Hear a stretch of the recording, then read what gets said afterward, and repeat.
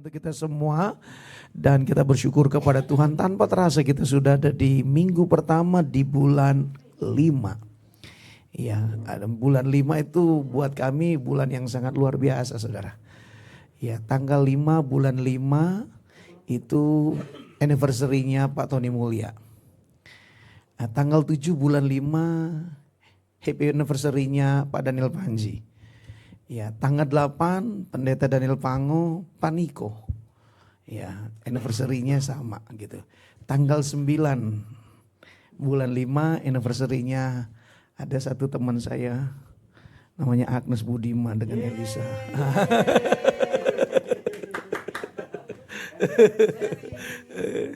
Puji Tuhan, nggak tahu nih Mei ini senang banget pada nikah di bulan Mei. Pada Mei itu identik maybe maybe no, maybe yes. May Day.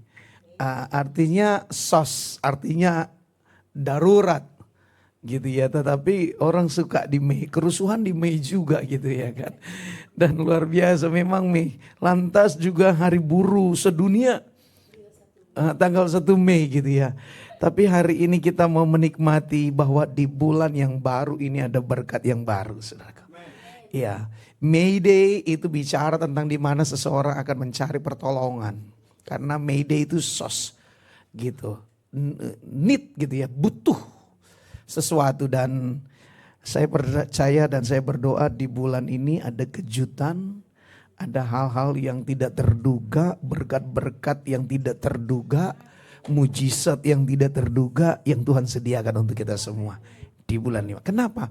Saya punya alasan untuk hal itu, saudaraku. Karena di bulan yang kelima itu, saudaraku, sesuatu fenomenal yang terjadi. Yang pertama fenomenal yang terjadi, yaitu di mana ketika Musa naik atas gunung Sinai, di hari yang ke-50 itu maka Allah menampakkan diri ke Musa. Dan di situ Allah menunjukkan ya pribadinya secara utuh untuk kesekian kalinya. Setelah Abraham baru ada seorang, tapi waktu ngelihat Musa, Allah dengan atribut keilahiannya. Jadi Allah yang adikodrati itu, Allah yang besar gitu, dia menampakkan diri. Nah, kalau menurut kitab Imamat ataupun menurut perintah Tuhan, setiap orang yang memandang kepada wajahnya, konsekuensi apa tahu? Konsekuensinya mau tahu? Mati, terbakar. Salah satu peristiwa makanya yang sudah pergi ke Israel tuh. Saya juga nggak tahu di mana akhirnya ada orang berkata bahwa itu istri Lot. Oh, gede bener istri Lot segede gitu ya kan. Batunya tiang garam gitu. Kayaknya ukuran manusia gak normal gitu. Ini raksasa kalau istrinya Lot, sadis gitu. Tapi oke lah kita denger aja iya deh gitu kan. Tapi apa yang membuat ketika istri Lot berpaling, lantas dia mulai menengok. Dia tidak sedang mengingat tentang kekayaannya, enggak. Tapi dia sedang mau melihat ada apa di belakang itu. Dia nggak langsung berpaling nengok menghadap sana, enggak. Dia cuma menengok, Alkitab bilang. Waktu dia melihat, apa yang dia lihat? Tradisi Yahudi memberikan sebuah gambaran, dia sedang melihat wajah Allah yang penuh dengan amarah. Di mana pada saat itu Allah sedang menghukum Sodom dan Gomora. Saat itulah akhirnya dia menjadi tiang garam. Untuk pertama kalinya Allah menampakkan diri mati. Tetapi Musa ketika dia ngelihat Allah nggak mati. Sesuatu yang bertolak belakang, sesuatu yang berbeda dia ngelihat di hari yang ke-50. Apa yang terjadi? Ada tiupan, deru angin yang begitu kuat. Dan ada kemuliaan Allah sementara bangsa Israel 2,8 juta orang tiarap, mereka bilang wah ada sesuatu di gunung Sinai itu. Saya juga bingung kenapa kalau ke gunung Sinai. Kan dibilang kalau di gunung Sinai itu Allah ada di atas sehingga 2,8 juta orang yang berkemah itu melihat. Saya nggak ngelihat di Sinai hari ini itu ada dataran yang luas yang bisa menampung jutaan tenda. Atau ratusan ribu tenda. Kalau saudara pernah ke sana, Itu kan gak ada dataran yang hamparan. Tapi yang cocok adanya di tanah Arab. Bukan saya bilang bahwa Sinai itu ada di tanah Arab. Dulu di tanah Arab dulu. Sekarang kan karena politik terpisah antara Mesir dengan Arab. Dan ketika itulah di hari yang ke-50 Allah menampakkan diri. Dan orang-orang melihat kemuliaan Tuhan. Peristiwa yang sama 2000 tahun berikutnya, saudara. Di mana terjadi di peristiwa loteng Yerusalem. Apa itu?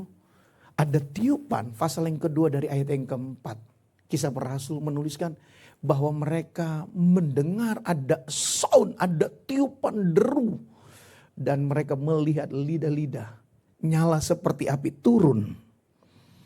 Lantas mereka mulai berkata-kata memuliakan nama Tuhan. Berbahasa roh seperti yang roh ajarkan. Peristiwanya sama di bulan yang fenomenal. Kenapa saya mau bilang bicara itu? Karena Paskah tahun ini memiliki 10 persamaan dengan peristiwa Paskah yang sesungguhnya di zaman Yesus. Ada 10 persamaan Paskah, tanggalnya sama, tanggal 3 April. Tahunnya saja yang berbeda. Ada 10 persamaan. Dan kalau itu sama, peristiwa itu pernah sama dengan hari ini, iman saya juga berkata, apa yang pernah terjadi di zaman Musa, kemuliaan Tuhan turun. Lantas di loteng Yerusalem, pencurahan Roh Kudus yang dahsyat. Saya percaya ada persamaan-persamaan yang sedang terjadi di bulan. Itu sebabnya saya meyakini di bulan 5 ini ada double blessing. Ada kejutan-kejutan, ada berkat-berkat yang tak terduga. Seakan-akan ini sorga membuka pintu luas-luas untuk Allah perintahkan berkat untuk kita semua. Di tengah kegoncangan. Tapi kita melihat satu kebenaran firman Tuhan. Pasal pertama dari Kisah Para Rasul. Dari ayat yang ke-12 sampai dengan ayat yang ke-14. Kalau tidak keberatan kita buka handphone kudus kita. Ya, karena saya udah lihat jarang bawa Alkitab nih sekarang gitu ya kan. Jadi saya mau melihat handphone kudus saudara. Kisah Para Rasul pasal yang pertama dari ayat yang ke-12 kita baca bersama-sama ya pada hitungan yang ketiga. 2, 3. Maka kembalilah rasul-rasul itu ke Yerusalem dari bukit yang disebut Bukit Zaitun. Yang hanya seperjalanan sabat jauhnya dari Yerusalem.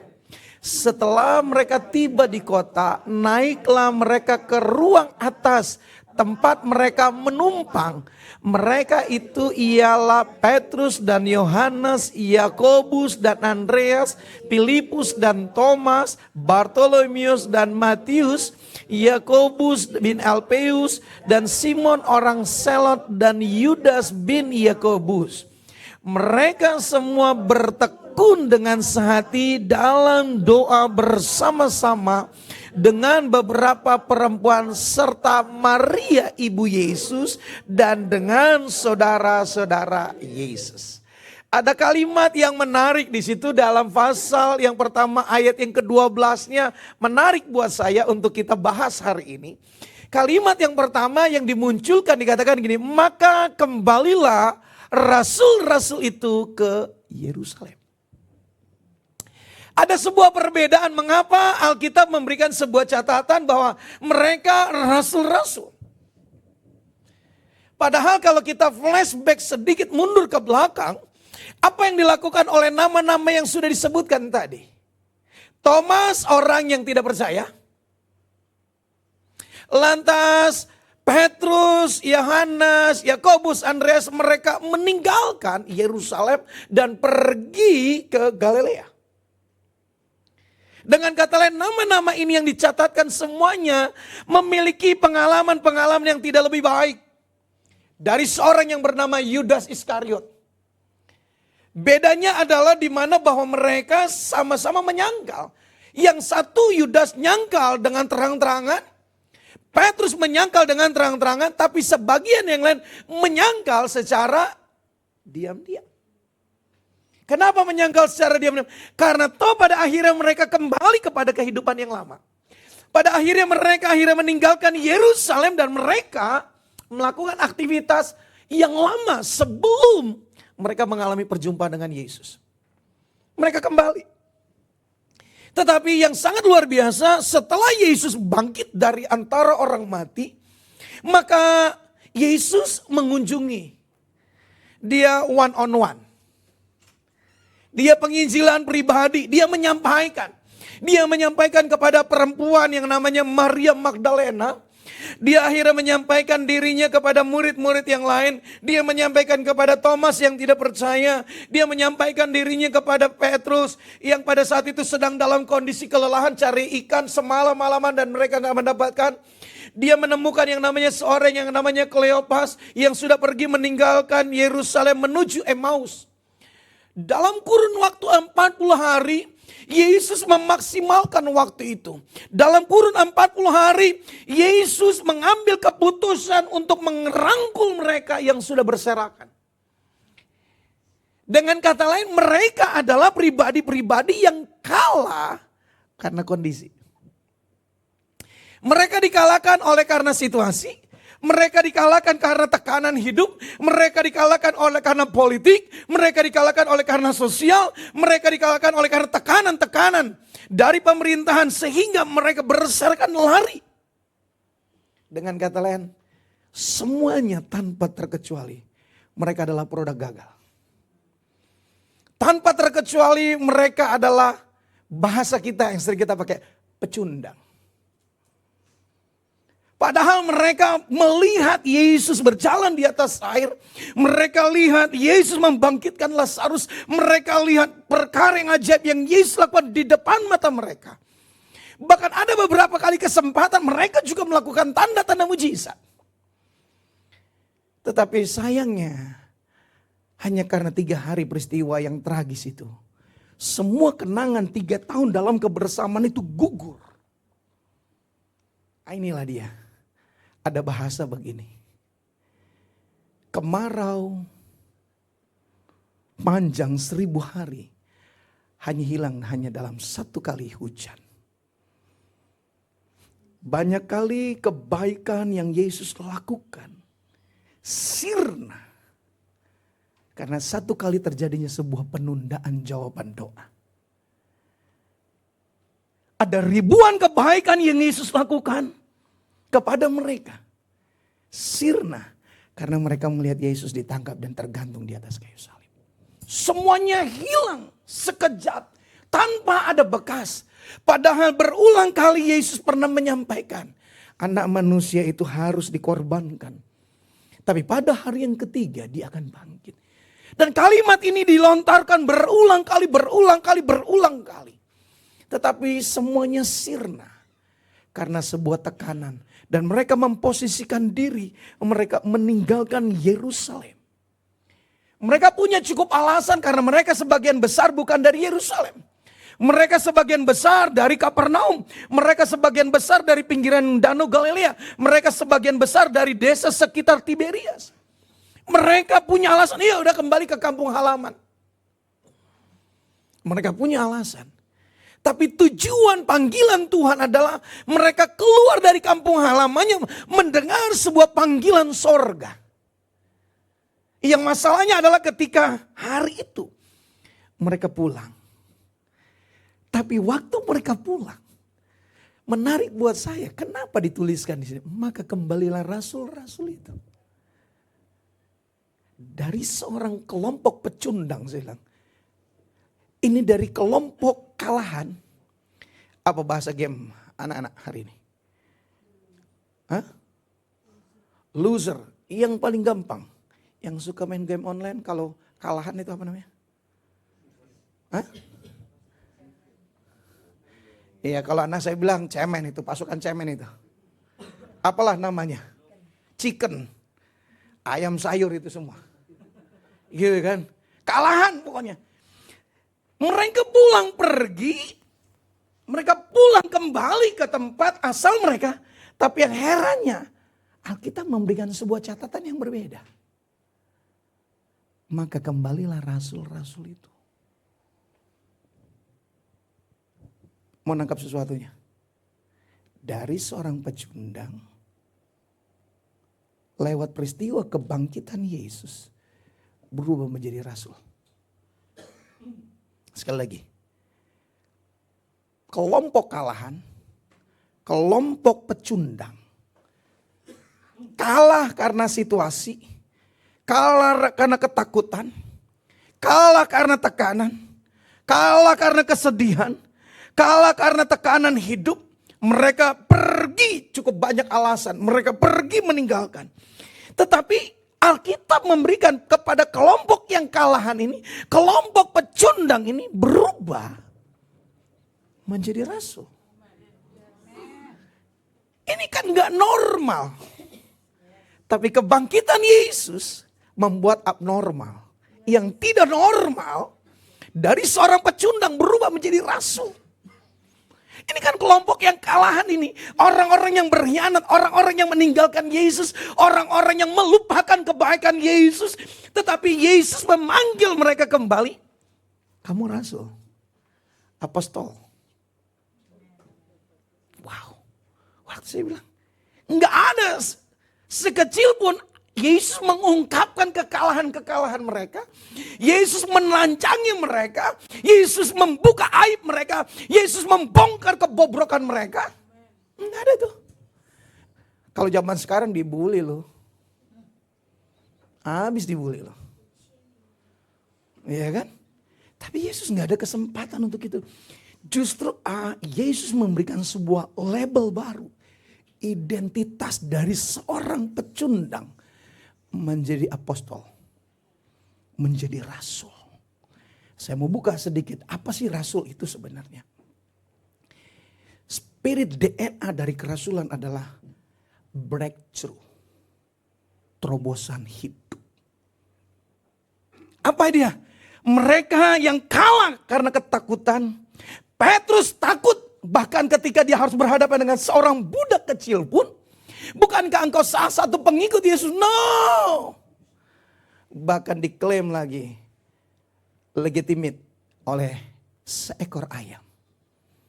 Maka ayam berkokok dan dia mengakui. Ternyata keabsahan sebagai seorang pecundang. Dilegitimate oleh seekor ayam. Artinya rendah sekali. Seorang Petrus yang gagah perkasa berani. Tapi karena seorang budak. Dia kalah dan dia takut untuk mengakui Yesus. Tapi dia berubah menjadi rasul. Itu sebabnya spirit kerasulan harusnya menjadi gaya hidup dari orang percaya yang sudah mengalami kebangkitan Yesus. Kebangkitan Yesus memberikan identitas baru. Di mana di dalam diri seseorang itu memiliki kemampuan melakukan sebuah terobosan. Yang setuju bisa katakan amin. Terobosan pertama di dalam diri kita mengalahkan rasa takut. Hello? Jangan jadi pengecut bro. Sis. Cerita Yesus lu takut. Cerita Dracula semangat bener loh.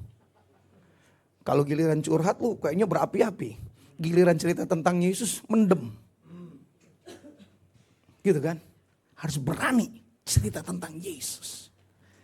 Harus berani mengalahkan rasa takut. Takut untuk melangkah, takut untuk melihat masa depan. Takut melakukan tindakan-tindakan iman. Takut melakukan hal-hal yang mulia. Jangan takut. Move. Harus berani. Gak ada pilihan. Ini spirit kerasulan. Spirit pertama dia penerobos. Jadi gak ada kata istilah takut.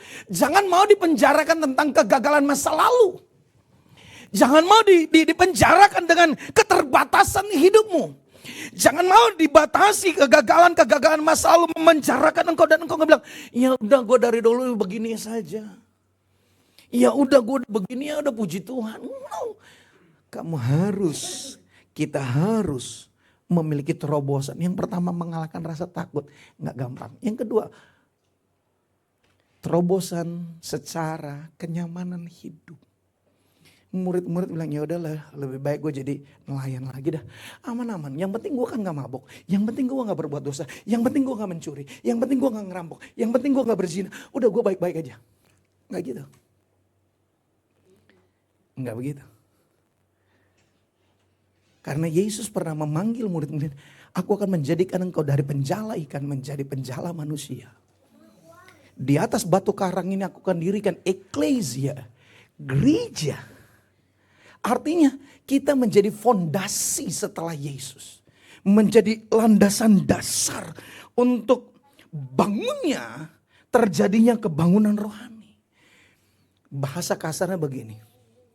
Kita gereja Tuhan yang memiliki latar belakang masa lalu yang gelap, produk-produk gagal, tetapi mengambil sebuah keputusan melibatkan diri dalam pelayanan, mendengar panggilan Yesus, maka kita seperti bara api di atas mezbah, di atas altar Tuhan, supaya apa? Adanya revival, adanya kebangunan rohani, adanya kegerakan-kegerakan rohani dibuktikan. 66 kitab di dalam Alkitab, sebagian besar 70% Alkitab itu dituliskan di dalam penjara. Dan penulis Alkitab, 40 orang penulis Alkitab, sebagian besar mantan warga binaan. Nggak dibilang pecandu, pengedar narkoba sih.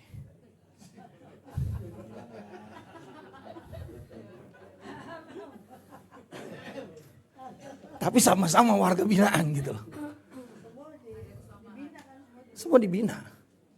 Yesus aja mantan warga binaan loh. Yesus itu warga binaan. Yesus narapidana. Tapi bukan berarti masa lalu memenjarakan kita supaya kita gak bisa buat apa-apa. Justru karena gelapnya masa lalu kita bisa kita tarik supaya terang Kristus menyinari perjalanan kita. Kebangkitan Yesus membawa saudara dan saya melakukan hal-hal yang spektakuler. Bahasa konyolnya gini, dulu buat dosa kita gila-gilaan gak takut mati gitu loh, untuk buat dosa kita.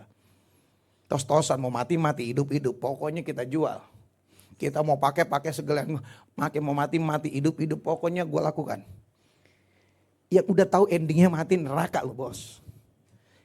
Kita mau kontrak untuk itu. Apalagi kita udah kontrak untuk sorga. Harus lebih gila-gilaan lagi untuk Tuhan. Harusnya kita lebih excited lagi untuk Tuhan. Tapi seringkali excitednya gini, baru doa 15 menit ngorok lu tidur lah. Nggak ada excited banget sih. Yang penting kan ada niat. Iya, niat sekali dua kali ketiduran sih gak apa-apa. Tiap doa tidur kan bukan niat namanya. Lu menumpang pindah tempat. Enggak di sini sih, supaya gue pulang aman lah. Damai-damai kita ya, bis. Terobosan yang berikut mengalahkan rasa takut, mengalahkan rasa nyaman. Gitu ya. Harus berani, rela untuk gak nyaman. Justru kenyamanan mesin pembunuh mutakhir untuk menghapus potensi yang ada di dalam diri kita. Kenyamanan. Sebelum 1971, Korea Selatan negara miskin dengan kasus malaria tertinggi nomor 2 di dunia. Tapi tahun 80 dia grow up, revival. Orang belajar tentang komsel, ledakan sel group ya. Itu gereja sel itu belajar ke Korea. Gitu kan, luar biasa. Gerakan doa orang belajar ke Korea. Lantas berkembang seiring berkembangnya pertumbuhan rohani, seiring revival terjadi akan selalu disertai dengan kemakmuran. Ada 3 indikasi terjadinya sebuah revival. Yang pertama adalah kejahatan menurun. Yang kedua kemakmuran. Yang ketiga orang-orang kunci muncul. Anak-anak Tuhan memimpin. 3. Tapi musuh terbesarnya kemakmuran itu sendiri dan kenyamanan hidup. Pada akhirnya grafik mentok di tahun 2020-an atau sebelum 2020 malah. Di tahun 2010 terakhir saya ketemu dengan Yonggi Cho yang jemaatnya tadinya hanya 1 juta dan berubah menjadi 700. Dia kehilangan 300.000 jemaat sebelum dia meninggal. Terakhir pelayanan di Gelora Bung Karno. Semeja saya ngobrol dan dia bilang, saya kehilangan generasi muda. Kemapanan. membuat kehancuran generasi muda di Korea Selatan. Gereja ditinggalkan. Hal itu sebenarnya sudah pernah terjadi di Eropa. Sekarang makanya dari 10 anak muda yang kita jumpai di Eropa, 8-nya mereka gak lagi membutuhkan gereja. Gereja dianggap adalah produk yang ketinggalan zaman. Enggak relevan dengan kenyataan hidup hari ini. Dan ini membuat akhirnya Eropa kita lihat ngalamin kemerosotan moral. Gereja berubah fungsi, anak-anaknya hedonnya gila-gilaan. Mulai muncul yang namanya agnostik dan segala bentuk lagi ketidakpercayaan terhadap firman Tuhan dan Allah sendiri. Ini kemerosotan. Itu sebabnya jangan tinggal dalam sebuah kenyamanan. Spirit kerasulan itu adalah dia mengalahkan rasa takut, dia mengalahkan rasa nyaman. Tetapi kerasulan adalah yang paling penting, dia melakukan terobosan, dia mampu mengejawantakan. Tadi saya cari apa maksudnya. Menarik dari hal-hal spiritual menjadi sebuah realita. Your kingdom come. Dan itu di tangan kita, kerasulan. Gereja Tuhan memiliki jubah kerasulan. Menerjemahkan, memanifestasikan kuasa ilahi dalam kehidupan sehari-hari. Dan ini harusnya menjadi sesuatu yang biasa. Mujizat harusnya menjadi sesuatu yang bukan barang langka. Everyday mujizat. Jadi harus ada mampu menarik, memanifestasikan kuasa sorga terjadi di dalam kehidupan kita sehari-hari. Spirit kerasulan. Dan ini yang predikat yang dimiliki, yang Tuhan berikan buat saudara dan saya hari ini. Kita pernah gagal di masa lalu, kita pernah kalah karena situasi keadaan. Tapi kebangkitan Yesus buat saudara dan saya adalah memberikan predikat kerasulan hari ini. Untuk mengalahkan rasa takut, ada terobosan di dalam diri kita. Untuk keluar dari rasa nyaman. Untuk mampu memanifestasikan kuasa Tuhan di dalam. Dan yang ketiga, dia memiliki terobosan hasrat membangkitkan manusia ilahi di dalam dirinya. Selalu ingin kepada hal-hal yang rohani. Gitu. Tidak lagi mengejar kepada hal-hal yang fana. Tidak lagi mengejar yang namanya validasi. Tidak lagi mengejar yang namanya pencapaian diri. Tapi mengejar yang sifatnya selalu kekekalan. Manusia ilahi. Dan ini ada terobosan di dalam dirinya. Itu sebabnya mereka bertekun untuk hal-hal rohani. Rasul-rasul, sehingga ketika mereka berhadapan dengan penderitaan, ketika mereka menghadapi aniaya, mereka tahu persis itu bukan menjadi tantangan yang sangat sulit. Dia katakan, dia sudah mengalahkan dirinya. Dia harus bangkit. Bagaimana hal ini bisa terjadi? Kita lihat. Itu sebabnya yang hebatnya, Tuhan sebutkan nama-nama mereka. Ada Petrus, identitas yang baru ini. Ada Yohanes, identitas yang baru. Yakobus, Andreas, dan semuanya. Disebutkan artinya one on one. Pribadi, lepas pribadi yang Tuhan pilih. Bahwa pilihan Tuhan gak pernah salah. Dan diperlengkapi. Tapi ada satu hal yang penting yang perlu kita pahami. Bagian ke-14, ayat yang ke-14. Kita lihat. Mereka semua bertekun. Ini dia. Untuk ngalamin sebuah terobosan di dalam diri kita dengan predikat yang baru. Dengan identitas yang baru. New identity. Harus memiliki kegairahan untuk berdoa. Dia bertekun bukan hanya dirinya, tapi dia katakan sehati dalam doa bersama-sama. Unite in prayer. Dalam kesatuan doa. Penting sekali. Harus ada koinanianya, ada persekutuannya. Di dalam doa mereka betul-betul merasakan sesuatu yang berbeda. Bahkan di sana dikatakan beberapa perempuan serta Maria ibu Yesus. Kalau yang latar belakang Katolik pasti tahu. Kenapa harus ada ibu Yesus disebutkan namanya Maria.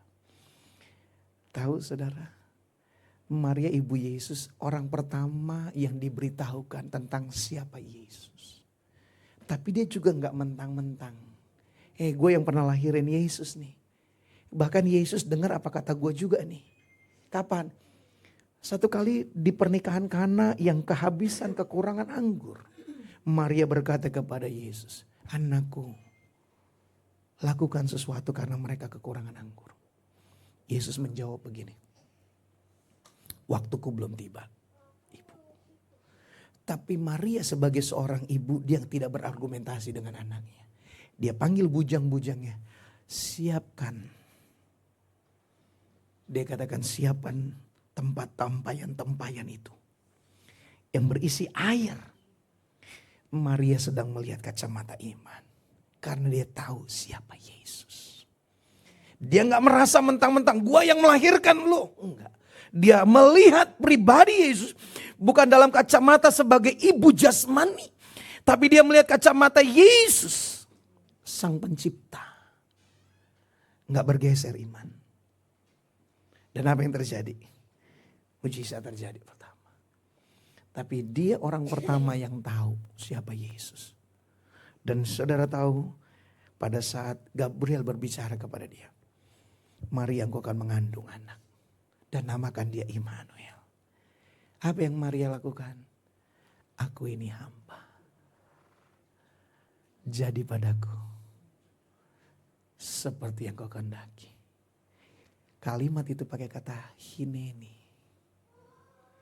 Hineni itu,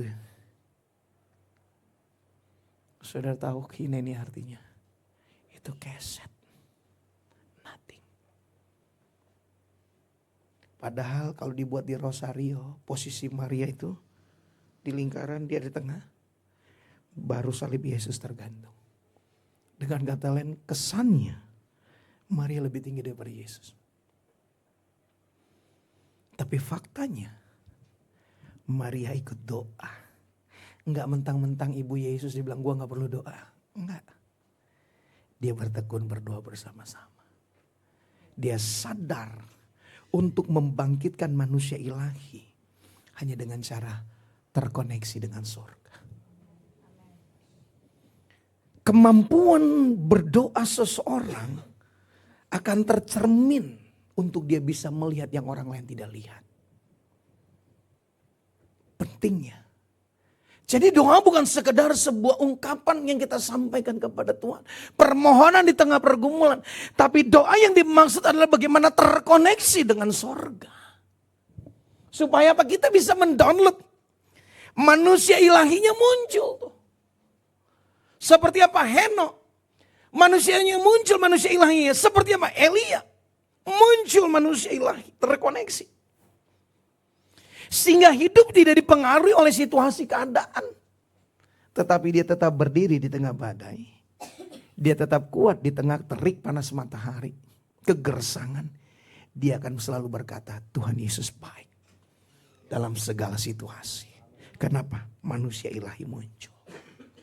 Dunia mengalami kebuntuan. Tapi manusia ilahi akan selalu melihat ada jalan terbuka baginya. Dunia melihat pintu-pintu tertutup. Tapi manusia ilahi akan melihat Yesus adalah pintu yang sudah terbuka buat dia. Dunia boleh melihat ini ada kesulitan, penderitaan, kesusahan. Tapi manusia ilahi akan melihat keberhasilan, kesuksesan, kelimpahan di tengah-tengah masa yang sukar. Itu cara pandangnya beda. Petrus melihat penderitaan bukan sesuatu yang menakutkan. Tapi Yesus melihat itu kemuliaan. Itu sebabnya identitas baru yang Tuhan berikan buat saudara. Lewat karya kebangkitan Yesus memberikan identitas baru.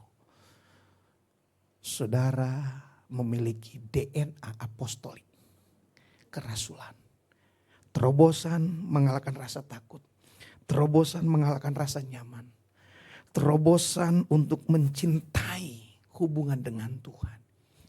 Terobosan kegairahannya. Inilah yang dimaksud apostol. Tuhan Yesus memberkati.